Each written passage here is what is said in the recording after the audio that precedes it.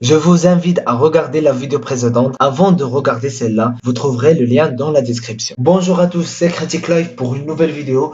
Notre sujet du jour est les virus.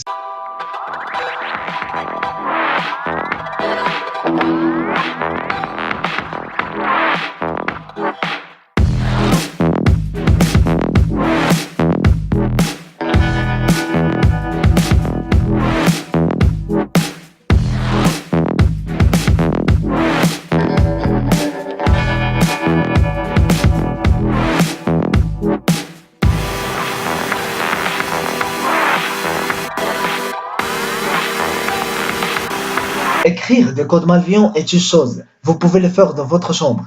Cibler des millions de personnes et installer le code sur leur machine est tout autre chose. Comment mal notre auteur de code malveillant va-t-il s'en sortir?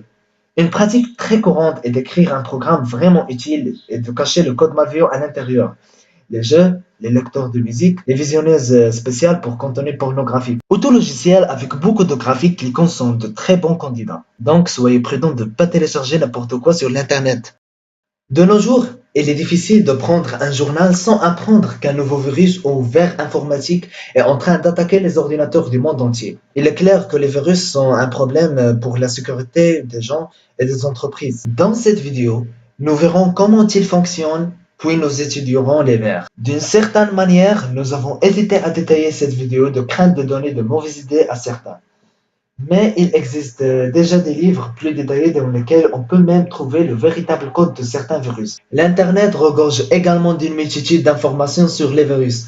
En outre, il est difficile de se prémunir contre les virus si on ne sait pas comment ils fonctionnent. Enfin, de nombreuses idées reçues entourent les virus et elles demandent quelques corrections.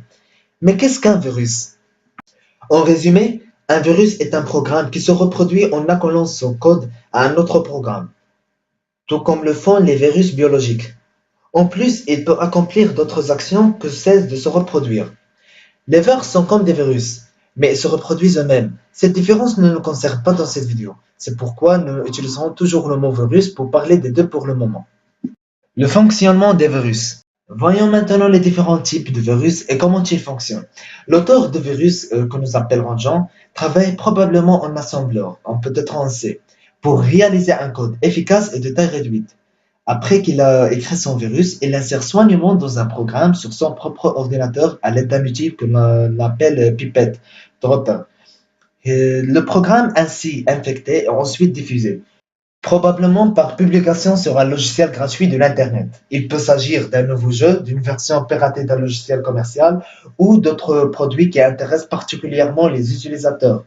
Ceci commence alors de télécharger le programme infecté. Une fois installé sur l'ordinateur de la victime, le virus reste en sommeil jusqu'à ce que le programme infecté soit exécuté.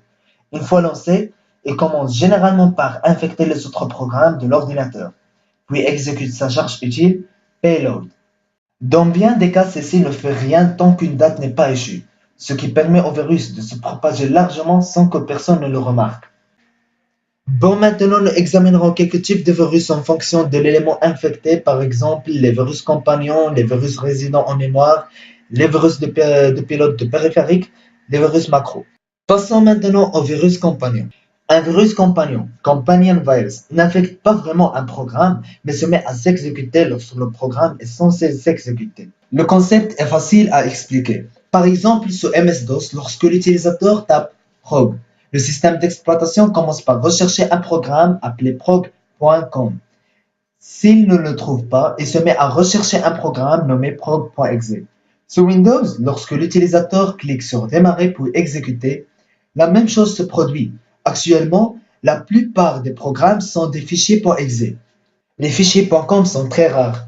Notre cher Jean sait très bien que d'innombrables utilisateurs exécutent prog.exe à la vue de MS-DOS ou à partir de menus à exécuter de Windows. Il lui suffit de mettre en place un virus appelé prog.com qui s'exécutera dès que quiconque lancera prog, à moins que l'utilisateur ne tape effectivement prog.exe in extenso. Lorsque prog.com a terminé son œuvre, il exécute prog.exe et l'utilisateur est fichu. Certaines attaques comparables utilisent le bureau Windows qui contient des raccourcis, bien symboliques, vers des programmes. Un virus peut modifier la cible d'un raccourci afin de la faire pointer vers le virus. Lorsque l'utilisateur double-clique sur une icône donnée, le virus s'exécute. Ce n'est qu'ensuite qu'il va lancer le programme cible.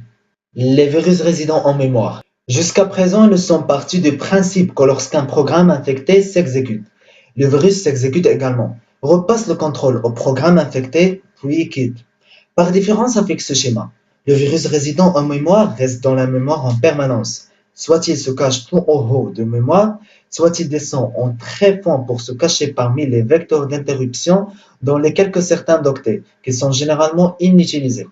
Un virus vraiment intelligent peut même modifier le bitmap de la RAM du système d'exploitation pour faire croire à ce dernier que la mémoire qu'il occupe l'est, ce qui lui évite de se faire remplacer par autre chose. Un virus résidant en mémoire classique intercepte un vecteur de déroutement ou d'interruption, en copiant le contenu dans une variable de sauvegarde et en le replaçant par sa propre adresse, ce qui dirige vers lui le déroutement ou l'interruption. Le déroutement d'appel système constitue alors le meilleur choix. De cette manière, le virus arrive à s'exécuter en mode noyau sur tous les appels système. Lorsqu'il a terminé, il lui suffit d'invoquer le véritable appel système en sortant à l'adresse de déroutement enregistrée. Tout le monde va poser cette question. Pourquoi un virus voudrait-il s'exécuter pour tous les appels système? Pour infecter les programmes naturellement. Il peut attendre tranquillement l'arrivée d'un appel système exec, puis infecter le fichier en sachant qu'il s'agit d'un exécutable binaire, est probablement très intéressant pour lui. Un tel processus n'engage pas une activité disque massive, ce qui le rend nettement moins visible. L'interception de tous les appels système offre également au virus un potentiel important pour espionner les données et accomplir toutes sortes de méfaits. Les virus de pilotes de périphériques. S'infiltrer de la sorte dans la mémoire relève un peu de la spéléologie. Le code du virus doit effectuer certaines contorsions tout en évitant les embûches. Tout cela serait beaucoup plus simple si le système d'exploitation se dévouait pour charger le virus officiellement. Avec un peu de développement, ce n'est pas un problème insurmontable. L'astuce consiste à infecter un périphérique, ce qui conduit à la création d'un virus de pilote de périphérique sous Windows et certains systèmes Unix. Les pilotes de périphériques sont de simples programmes exécutables qui résident sur le disque et sont chargés à l'amorçage du système. Si un pilote est infecté par un virus parasite, ce dernier sera toujours chargé officiellement à l'amorçage. Ce seul fait est véritablement un puissant argument pour faire exécuter les pilotes comme des programmes utilisateurs. S'ils sont infectés, ils ne peuvent pas faire autant de dégâts que s'ils étaient en mode noyau.